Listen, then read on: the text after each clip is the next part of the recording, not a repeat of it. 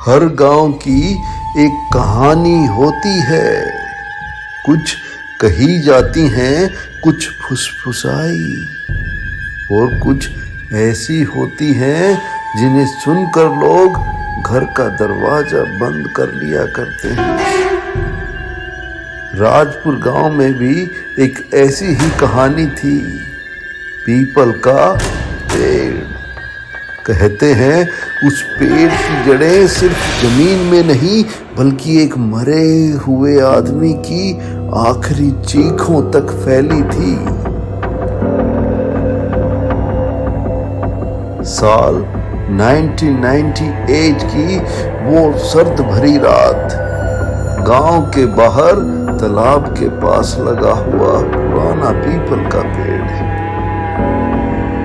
इतना शांत कि उससे हवा भी डरी हुई नजर आती थी। गांव का एक 17 साल का लड़का अनिरुद्ध अपने दोस्तों के दिए चैलेंज को करने निकल पड़ा। रात के ठीक 12:30 बजे थे। क्योंकि कहा जाता था कि इस समय पेड़ जागता है। उसके दोस्त दूर से देख रहे थे। अनिरुद्ध पेड़ के पास पहुंचकर बोला, कहां है भूत? दिख तो मुझे, कहां है भूत? अचानक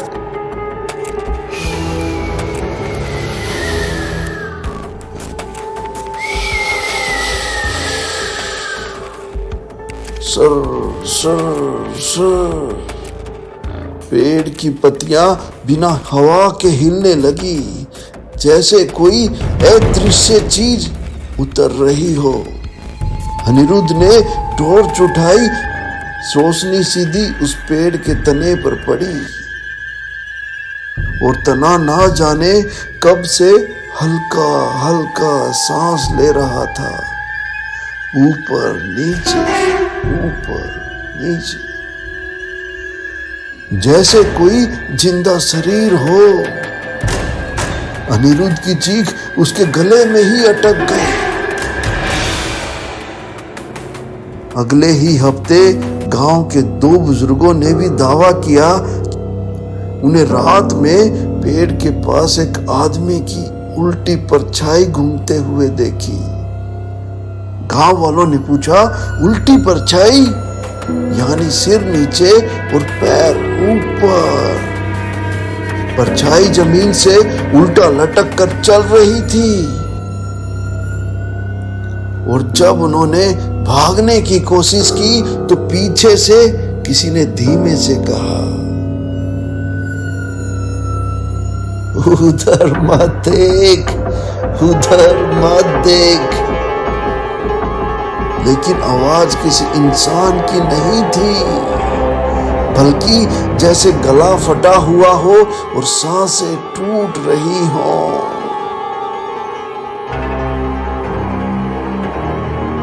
गांव के पुराने डॉक्यूमेंट्स से एक फाइल निकली जिसने सारे पुराने राज खोल दिए। करीब 60 साल पहले एक आदमी रघुनाथ पर चोरी का झूठा इल्जाम लगा था। गांव वालों ने उसे तालाब के पास बांधकर मार दिया।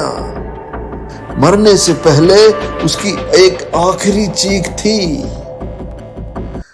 सच बताए बिना मैं नहीं मरूंगा, मेरी आत्मा चैन से नहीं सोएगी।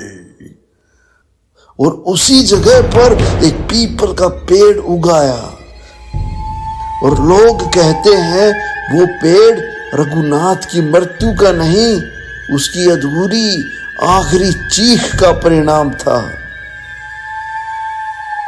अनिरुद्ध उस रात के बाद बदल गया। वो चुप हो गया, रातों में जागता रहता और कभी कभी दीवार की ओर देखकर हंसने लगता।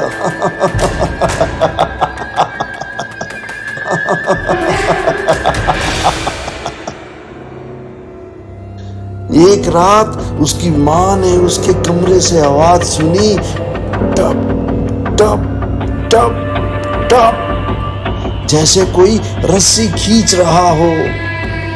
दरवाजा खोला तो अंदर कोई नहीं था, बस खिड़की खुली हुई थी और खिड़की के बाहर उसी पीपल के पेड़ की एक मोटी जड़ कमरे की दहलीज तक आई हुई थी, जैसे किसी को कमरे से खींच कर ले गई हो।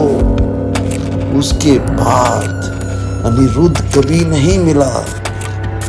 लोग कहते हैं उसकी आवाज अब रात को तालाब के पास सुनाई देती है।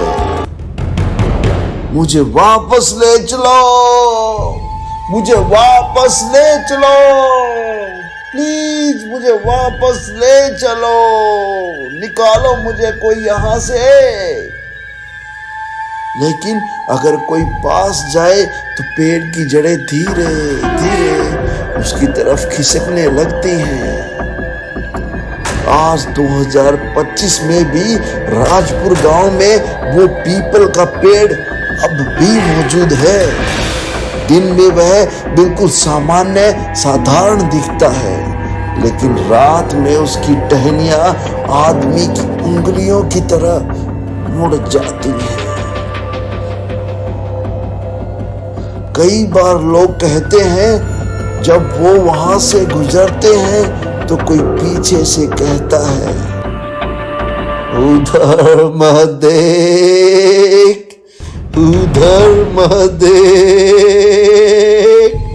और अगर कोई देखने की गलती करे तो उसका चेहरा अगले दिन सामान्य रूप से नीला मिलता है, जैसे रात में किसी ने उसका दम घोटा हो।